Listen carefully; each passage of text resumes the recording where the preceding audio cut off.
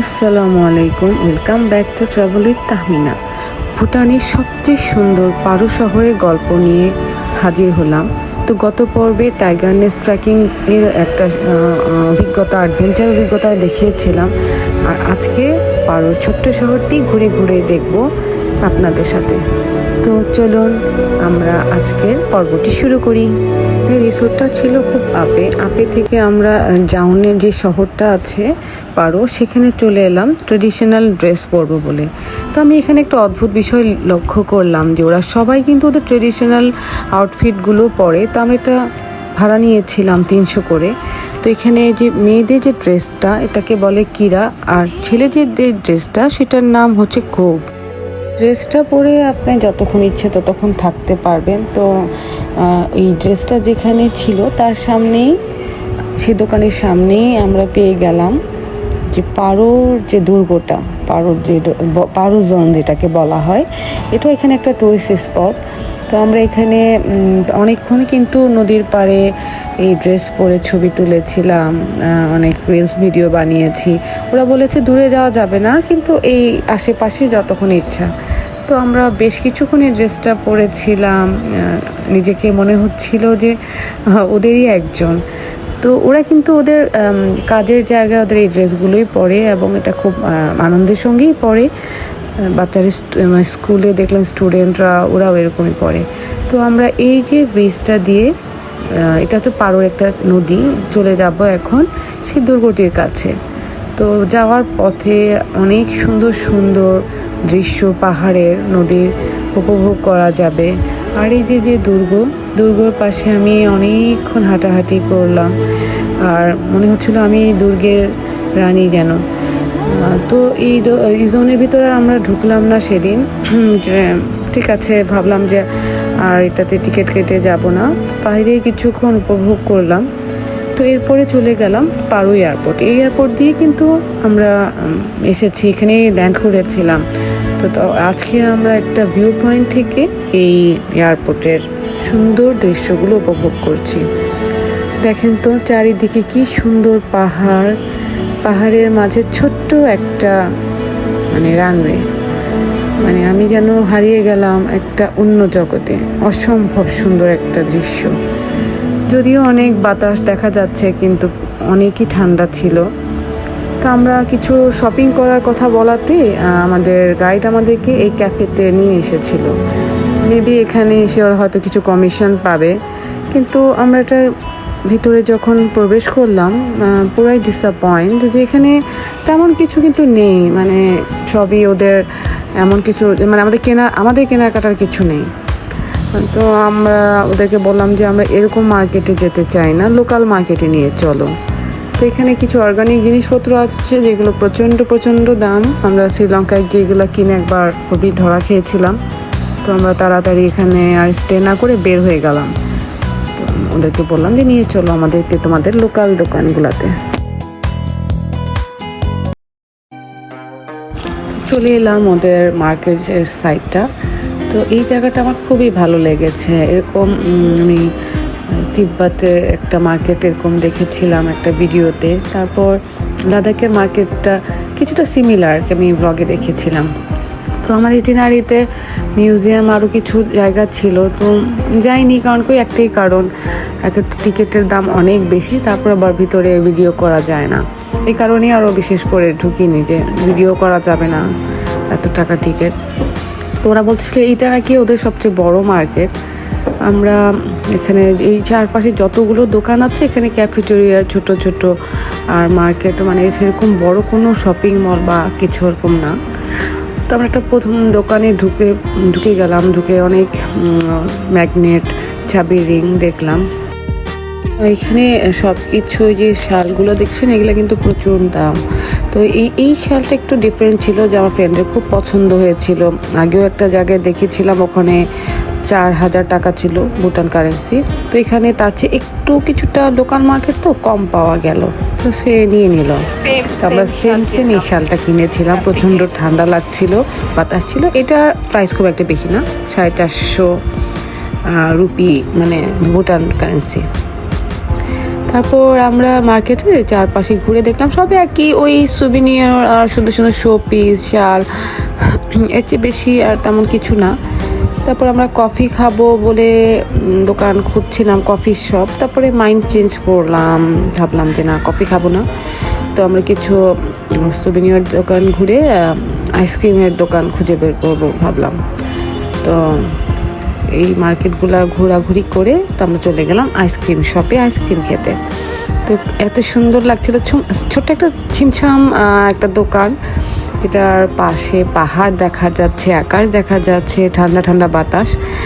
তো এই আইসক্রিমটা, সফটিটা আমি কিনেছিলাম 50 ভুটান কারেন্সিতে এবং সত্যি খুবই মজা ছিল।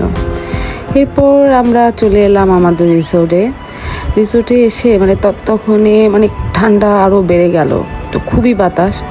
তো আমার ফ্রেন্ড বলছিল যে সে আর যাবে না হাঁটতে, আমরা রুমেই কফি বানালাম, কফি খাচ্ছি এখানে জানালার পাশে দাঁড়িয়ে।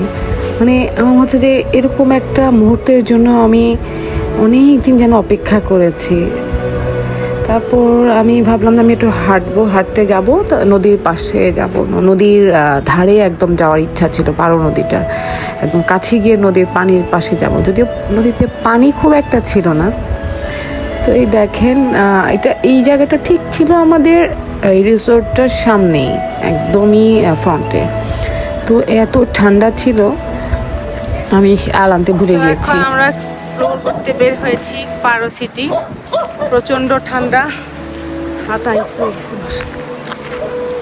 আর মিশে যে নাক দিয়ে চোখ দিয়ে পানি পড়তে, বেচারা তাও গিভ আপ করে নাই। I appreciate. পারো শহরটা কিন্তু খুব একটা বড় না, ছোটই, কিন্তু এই শহরে না প্রত্যেকটা রাস্তা, প্রত্যেকটা কোন যেন প্রকৃতির সাথে মিলেমিশে একাকার, মানে কি অদ্ভুত। এখানে কোনো হইচই নেই, একদম শান্ত, শুধু প্রকৃতির শব্দ, বাতাস, পাখি, আর মানে কি বলবো, অদ্ভুত সুন্দর নদীর শব্দ, নদীর কলকল শব্দ। দূরে একটা মন্দির দেখতে পেলাম। মানে আমরা মানে নিজেদের মতো করে মানে লোকাল যে এরিয়াটা হেঁটে বেড়াচ্ছি, কারণ আমাদের গাইড আমাদের কার কোথাও নেবে না বললো। তো বহুত হেঁটে অনেকটা পথ গেলাম, গিয়ে তারপরে এই রাস্তাটা দিয়ে নদীর ধারে যাচ্ছি। রাস্তাটা কিন্তু বন্ধ ছিল, একটা বাঁশ দিয়ে আটকানো ছিল। তারপর আমরা বললাম যে না, আমরা তো যাবই, হয়তো আগে এখানে কোনো একটা রেস্টুরেন্ট ছিল কিন্তু এখন বন্ধ। এই যে চলে এসেছি, কি সুন্দর, মানে একটা মুভি দেখেছিলাম হাইওয়ে, আলিয়া ভাটের, ওইখানে এই দৃশ্য মানে এরকম ছিল। তখন আমার মনে হতো যে আমি যদি কখনো যেতে পারতাম। তো আমার সেরকম একটা ফিলিংস হচ্ছে। আমরা দুইজন এই বিকেলটা উপভোগ করছি, মানে আমি আপনাকে বলে বোঝাতে পারবো না যে কি যে অদ্ভুত একটা সুন্দর জায়গা আর মুহূর্ত এটা। আমি এই মুহূর্তের সঙ্গে, এই সময়ের সঙ্গে হারিয়ে গেলাম। আর আমার মনে হচ্ছিল, মনে মনে একটা গানের লাইন মনে হচ্ছিল যে এই সময়টা যত আরও ধীরে ধীরে যায়, মানে এই সময়টা যেন এখানেই থেমে যায়, এরকম মনে হচ্ছিল। আমার কাছে জীবনের মূল্যবান সম্পদ এটাই, যে এই যে সুন্দর মুহূর্তগুলো আমি কাটাচ্ছি, এবং আমি যখন এই দুনিয়ায় থাকবো না, আমি এই সুন্দর অনুভূতিগুলো নিয়ে দুনিয়া থেকে যাব। তো আমি আমার আল্লাহকে অনেক অনেক ধন্যবাদ দিচ্ছিলাম, আলহামদুলিল্লাহ বলছিলাম, তার জন্যই আমি এত সুন্দর দৃশ্য দিন দেখতে পাচ্ছি। এরপর আমরা আশেপাশে লোকাল এরিয়াগুলো একটু আরও হেঁটে হেঁটে বেড়াচ্ছিলাম। তো র্যান্ডামলি আমরা এই জায়গাটা এসেছি, এটা অফিস বা কিছু একটা হবে, কিন্তু জায়গাটা খুবই সুন্দর ছিল। তা আমরা ঠিক করলাম যে এখানে বসে সময় কাটাবো, কিন্তু এত ঠান্ডা আর বৃষ্টি শুরু হয়ে গেল। তো আমরা আর বেশিক্ষণ ওখানে স্টে না করে তাড়াতাড়ি হেঁটে যেহেতু গিয়েছিলাম, আবার চলে এলাম আমাদের রুমে। তারপর আমি জানালা দিয়ে অনেকক্ষণ সুন্দর এই দৃশ্য দেখছিলাম। বৃষ্টি হচ্ছিল ততক্ষণে, সেই দিন সারা রাতেই বৃষ্টি হয়েছে। তারপরে আমাদের এই যে দেখেন খাবারগুলো খুবই মজা ছিল, এই মাদ্রাসে খেয়েছিলাম, ওদের এটা লোকাল একটা ট্রেডিশনাল ফুড, খুবই মজা। এটা বিফ, এটাই মাদ্রাসে। যাই হোক, এইভাবেই সময় চলে গেল। দেখতে দেখতে যাওয়ার দিন চলে এলো। 6টায় আমরা রওনা হলাম রেডি হয়ে। সারা রাত বৃষ্টি হয়েছে। তো আমি মানে এত সুন্দর, আমি মানে মায়ায় পড়ে গেলাম জায়গাটা। দেখেন আকাশটা, তো আমাদের গাইড বলছিল যে পাহাড়ের সাইডটাতে স্নোফল হচ্ছে। তো এবারও আমার আর স্নোফল দেখা হলো না। তো মনে একটা অনেক স্বপ্ন আর আশা নিয়ে আল্লাহর কাছে বলে আসলাম, হয়তো অন্য কোনো জায়গায় আরও সুন্দর কোথাও আমি স্নোফল দেখবো, সেজন্য দেখিনি। তো আমাদের ফ্লাইট টাইম ছিল 8টায়, তো আমরা এখন 6টায় রওনা দেব। ব্রেকফাস্ট ওরা আমাদেরকে সঙ্গে করে দিয়ে দিয়েছে। তো আমরা ওটা নিয়ে রওনা হলাম এয়ারপোর্টের উদ্দেশ্যে।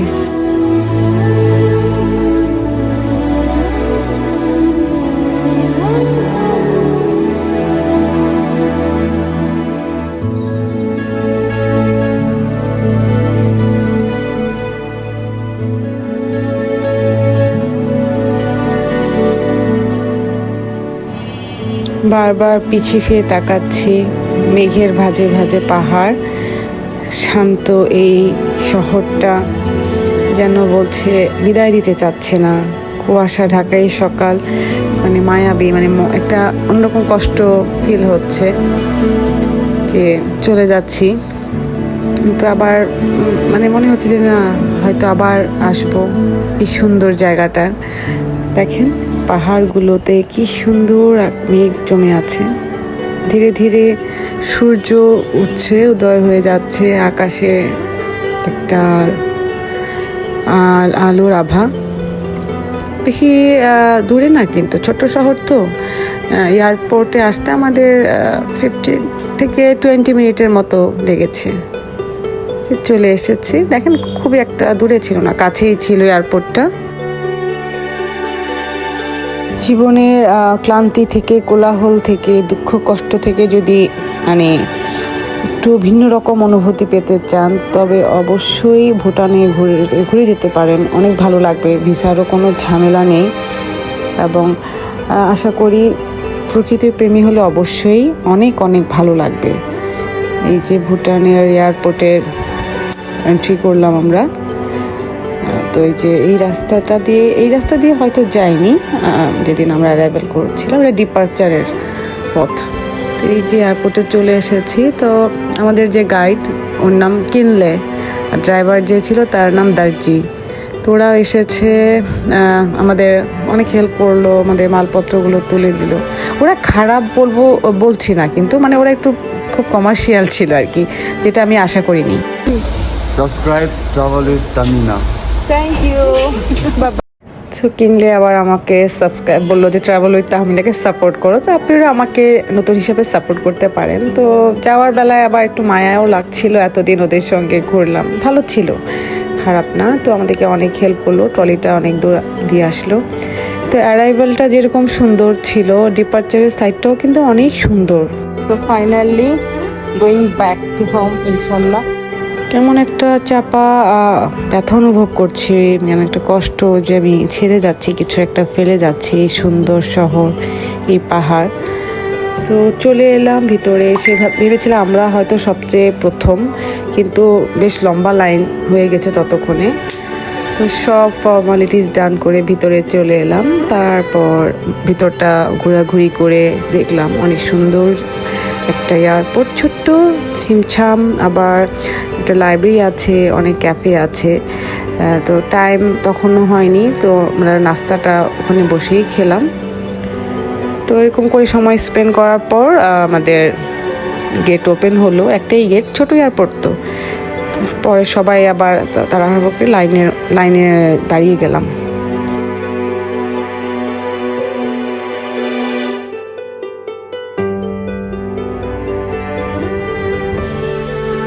আবার সেই মনোমুগ্ধকর দৃশ্য যেটা আমি অ্যারাইভেলের পর দেখেছিলাম।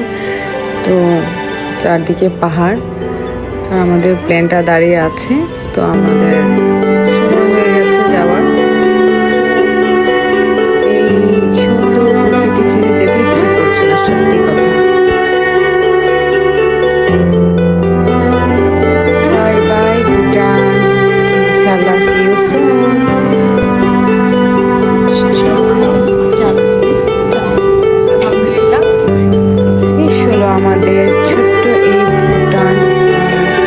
যাত্রা। তো আমার এই পুরো ট্রিপটা অ্যারেঞ্জ করেছিল টিভিডি হলিডেজ, আর আমাকে হেল্প করেছিল ইমরান ভাই। তো তার ফোন নাম্বার আমি ডিসক্রিপশন বক্সে দিয়ে দিব, চাইলে আপনারা তার সঙ্গে যোগাযোগ করতে পারেন। তো প্লেনের জানালা দিয়ে মনোমুগ্ধ করেই পাহাড় দেখছি। খুব সুন্দর একটা সিট পেয়েছিলাম, বলেছিলাম যে একটু ভালো সিট দিতে, খুব বেশি ভালো সিট দিয়ে দিয়েছিল আলহামদুলিল্লাহ, একদম বিজনেস ক্লাসের পাশে।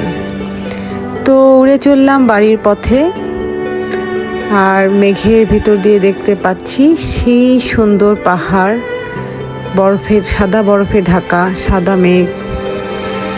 সুবহানাল্লাহ, চোখে এক ধরনের আনন্দ আর মনে এক ধরনের চাপা ব্যথা নিয়ে যাচ্ছি বাড়ির উদ্দেশ্যে। দেখতে দেখতেই পৌঁছে গেলাম আমাদের বাড়িতে, নিজের দেশে। তো ভুটান ভ্রমণের গল্পগুলো আপনাদের কাছে কেমন লাগলো অবশ্যই আমাকে কমেন্টস করে জানাবেন এবং সাবস্ক্রাইব করে আমার পাশেই থাকবেন। তো আজ আবার দেখা হবে নতুন কোনো গল্পে, নতুন কোনো দেশে। আল্লাহ হাফেজ, বাই বাই।